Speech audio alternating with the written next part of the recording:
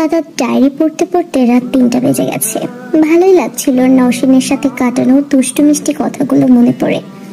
হঠাৎ খাটের দিকে চোখ যায়, দেখলো নওশিনের আঁচলটা ওর বুক থেকে সরে গেছে, আর বেনারসিটা ও পায়ের একটু উপরে হাঁটুর নিচে হলেও ফর্সা পাটা টেবিল লাইটের অল্প আলোয় কেমন শিউরে তুলছে সাদাতকে। সাদাত কোনো কিছু না ভেবেই বারান্দায় চলে যায়, কারণ এখানে থাকলেও নিজেকে কন্ট্রোল করতে পারবে না আর। অপরদিকে নওশিনের এই দিনটা নিয়ে অনেক স্বপ্ন ছিল, বাট ক্লান্ত হয়ে ঘুমাচ্ছে। কিন্তু রাতে একটানা ঘুমানোর অভ্যাস ও নেই। খেয়ে দিয়ে 11টায় ঘুমায় সে, আবার 1-2টায় উঠে পড়াশোনা করে। 3-4টায় ঘুমায়, আবার 5:30টায় অ্যালার্ম দেওয়া থাকে। উঠে নামাজ পড়ে কোরআন তেলাওয়াত করে আবার ঘুমায় একদম 10টা পর্যন্ত। মা বাবা যতই ফ্যান অফ করুক না, বকাবকি দিক, কানে বালিশ চেপে ঠিকঠাক 10টায় একদম। অভ্যাসবশত 3:30টায় হঠাৎ ঘুম ভেঙে যায়। এমনি এমনি অবশ্য ক্লান্ত বলে ঘুম পড়ে ভাঙার কথা, কিন্তু সাদাতের ভাইব্রেট করা ফোনের কম্পনে উঠে পড়ে। দেখে রুমে কেউ নেই, এসি অফ, ফ্যান চলছে, তবু এপ্রিল মাসের গরম তো ফ্যানে ততটাও কমে না।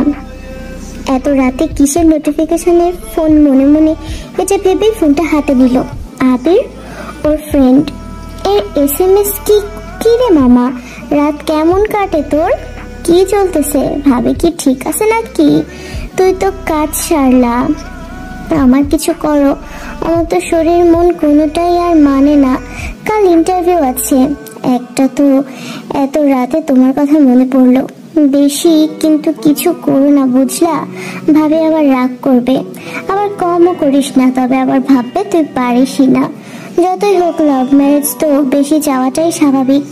আমি কিন্তু আগে থেকেই ক্লিয়ার জানাইছি, ওর সব কিন্তু করব এক রাতেই, তাই প্রেম করে ইজি রিলেশন করছি। না হলে আবার বিয়ের রাতে বলবে আমাকে আপনার একটু সময় দেওয়া উচিত চেনার জন্য।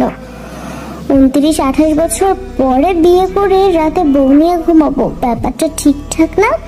আচ্ছা চালিয়ে যা, তোরও তো লাভ ম্যারেজই, সংকোচ কম কাজ বেশি। এসএমএসটা দেখে নওশিনের কেমন জানি লাগলো। ও কি সাদাতকে ইগনোর করলো? এ রাতে যতই হোক সাদাতকে একটু হলেও টাইম দেওয়া উচিত ছিল। আর কিছু না হোক গল্প করা। আর ওরও কেমন মনে হচ্ছে বারবার ভাবের কথাগুলো, কেমন একটা অন্যরকম লাগছে মেয়েটার। শাড়ি পরা অবস্থায় একবার সাদাতকে দেখেছিল ভার্সিটিতে। ভার্সিটির কোনো একটা প্রোগ্রামে নওশিন শাড়ি পরেছিল, সিম্পল একটা শাড়ি। সাদাতের সাথে তখন ওর বেশ ভালোই রিলেশন চলে।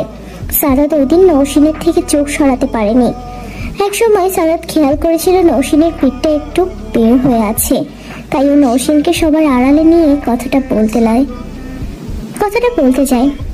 অন্য একটা রুমে নওশিনকে বলে শাড়িটা ঠিক করার জন্য, কারণ সাদাত চায় না নওশিনের দিকে কারো বদনজর পড়ুক।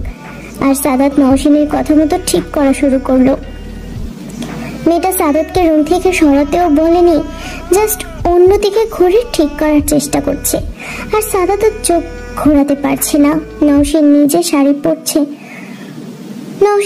শাড়ি পরতে পারে না, তাই পিন আপ করে ভালোভাবে ঠিক করতে পারছিল না, তাই আঁচলের পিনটাও খুলে ফেলেছিল।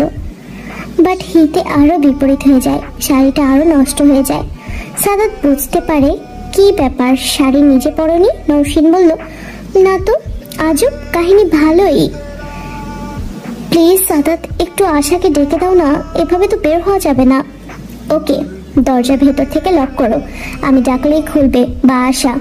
নওশিন, কিছুক্ষণ পর সাদাত আসে। Nowshin, open the door. Nowshin দরজাটা খুলে কোনো রকম হাত দিয়ে ধরে রেখেছে শাড়িটা। আশা স্টেজে উঠে গেছে, ওর ড্রামা পার্ট চলে, অনেক টাইম লাগবে ওর। আর তোমার কোনো ফ্রেন্ডকেই দেখলাম নয় আশেপাশে। স্নেহা ছিল, বাট এরপর ওর অ্যাঙ্কারিং এর তাই ডাকিনি।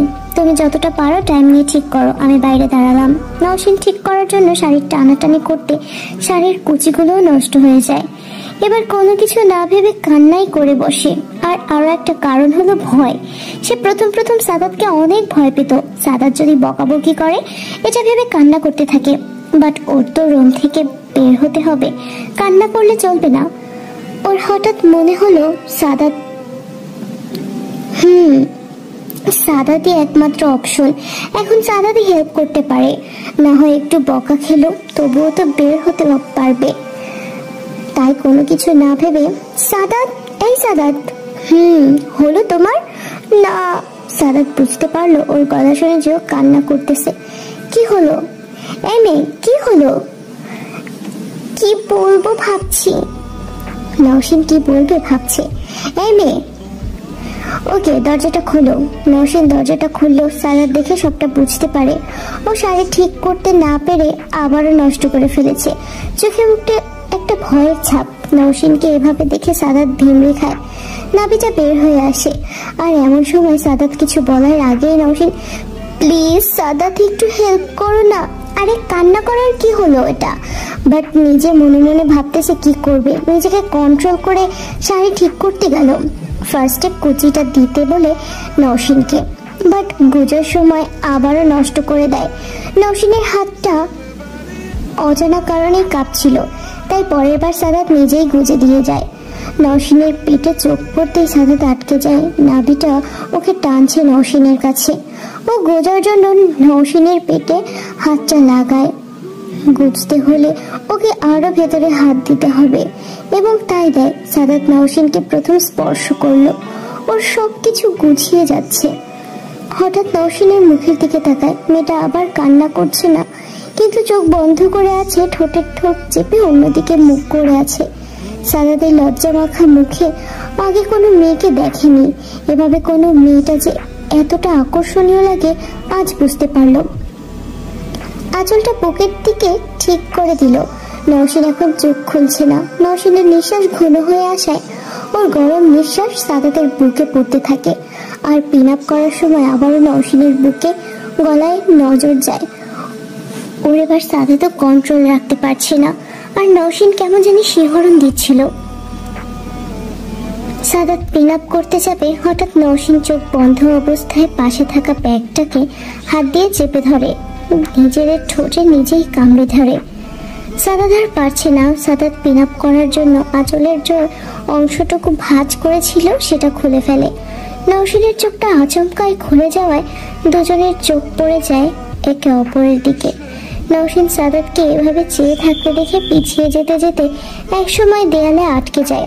সাদাত এগুলোতে ওর একদম কাছে চলে যায়। সাদাত কি করবে নিজেও জানে না। নওশিন আবারও চোখ বন্ধ করে নিয়েছিল। সাদাত ওর কোমরে হাত দিয়ে হাতটা আস্তে আস্তে ওর নাভির কাছে নিয়ে যায়। নওশিনের ঠোঁটগুলো কাঁপতে থাকে। সাদাত ওর ঠোঁটে নিজের ঠোঁট চেপে নেয়। নওশিন দিশা হারিয়ে সাদাতের শার্ট চেপে নেয়। সাদাত নওশিনের গলায় ঘাড়ে কিস করতে থাকে। নওশিনকে ওর কোলে তুলে নেয়। পাশে থাকা বেডে ফেলে দেয় নওশিনকে। নিজের শার্টটাও খুলে ফেলেও। নওশিনের বুকের ভাঁজটা খুব ভালোভাবে বোঝা যাচ্ছে। সাদাত হামলে পড়ে মেয়েটার উপর, ইচ্ছা মতো কিস করে ঠোঁটে, গলায়, ঘাড়ে। কোমরে পেঁচানো শাড়িটাও ছুঁড়ে ফেলে। নওশিন সাদাতের পিঠে খামচে দিতে থাকে। সাদাত আরো পাগল হয়ে যায়। সাদাত নওশিনের ব্লাউজটাও খুলে ফেলে। একটা যুবক কি করে এমন যুবতী মেয়েকে দেখে থাকবে, আর যাকেও ভালোবাসে? সাদাত নওশিনের বুকে নরম অংশে হাত দেয়। এক পর্যায়ে মুখ নিয়ে যায়। নওশিনের সব শক্তি শেষ, না পারছে কিছু বলতে না কিছু করতে। সাদাত নওশিনের বুকে হামলে পড়ে, কিস করা শুরু করছে। আর তখনই নওশিন উল্টো হয়ে যায়। সাদাত আরো উত্তেজিত হয়ে পড়ে, নওশিনের পিঠে বিট করতে থাকে। নওশিন এবার ছাড়াতে চেষ্টা করছে কষ্ট করে। সাদাত প্লিজ ছাড়ো। সাদাত মেয়েটার পিঠে কামড় দিয়ে দেয় জোরে। তখন একটা আমি আর পারছি না, আই ওয়ান্ট ইউ বলে নওশিনের ঘাড়ে কিস করে। হাঁপিয়ে হাঁপিয়ে বলে, সাদাত আমি অবিবাহিত, but I want you slowly. Sadat এটা পাপ আমার চরিত্রের বলার আগেই ফুপিয়ে কান্না করে দেয়। সাদাত নওশিনের কান্নায় হেসে ফেলে। সাদাত উঠে যায়, বাট নওশিন সেইভাবেই কান্না করতে থাকে। সাদাত বুঝতে পারে একটা মেয়ের জন্য এটা কতটা হার্টলেস কাজ, আর এই চরম ভুলটা ও নিজেই করে ফেলেছে। আরো যাচ্ছিল, মেয়েটা ওকে বিশ্বাস করলো, আর ও ভাবতে থাকে সাদাত। কিন্তু নওশিনের কান্নার শব্দে ফিরে আসে ভাবনার জগৎ থেকে। ভার্সিটির অনুষ্ঠান শেষ পর্যায়ে, রাত হয়ে এসেছে 10টার মতো। সাদাত নিজের শার্টটা পরে নেয়, সাহস নিয়ে নওশিনের কাছে যায়। ওর কাঁধে হাত রাখতেই সাদাত আমরা আনম্যারিড ছিলাম। সাদাত প্লিজ আমায় ক্ষমা করো, আমি কন্ট্রোল করতে পারছিলাম না। আর প্লিজ, আমি তোমাকে খুব ভালোবাসি, এভাবে কাঁদবে না প্লিজ। আর তোমার ভার্জিনিটি তো আছে, তুমি প্লিজ এভাবে ছোট করে দেখো না নিজেকে। তবে আমি নিজেকে কোনোদিন ক্ষমা করতে পারবো না। ভার্জিনিটি আছে, বাট আমার শরীর। ওকে ওকে, তোমার এটাই তো উই আর আনম্যারিড। তুমি কি ভাবছো আমি তোমাকে ঠকাবো, তোমাকে বিয়ে করব না? বা তুমি তোমার স্বামীর হক নষ্ট করলে, এটাই তো? ওকে, হক নষ্ট করলে আমি যতটা করেছি আমি আমারটা নষ্ট করেছি। ওঠো তুমি, আর এক ফোঁটাও পানি যেন না পড়ে তোমার চোখ থেকে। সাদাত নওশিনকে শাড়িটা ঠিকভাবে পরিয়ে দেয়। বাইরে গিয়ে কাউকে ফোন করে, নওশিনকে টেনে গাড়িতে নিয়ে যায়। নওশিন কোনো কথা বলেনি সেদিন। সাদাতের বাসার সামনে নিয়ে নওশিনকে নিজের বাসায় নিয়ে যায়। বিশাল অট্টালিকা। ড্রয়িং রুমে ঢুকবে এমন সময় সাদাত নিজে হাত দিয়ে মেয়েটার চুল ঠিক করে দেয়, রুমাল দিয়ে মুখটা মুছিয়ে দেয়। ড্রয়িং রুমে গিয়ে দেখে সাদাতের মা, নওশিনের ফ্রেন্ড আশা, কাজী সাহেব, সাদাতের বাবা, আরো 2টা লোক। সাদাত, আমি তোমাকে আজ বিয়ে করব। নওশিন সাদাতের মুখের দিকে তাকিয়ে সাদাতের মা বলে, আয় মা, মা আয়, বস। কাজী সাহেব বিয়ে পড়ানো শুরু করেন। নওশিনের কান্না করা শুরু করে। আশা, আমার বাবা মা ওরা পরে তোমার আমার আবার বিয়ে দিবে। সাদাতের বাবা মা কাহিনী জানে না।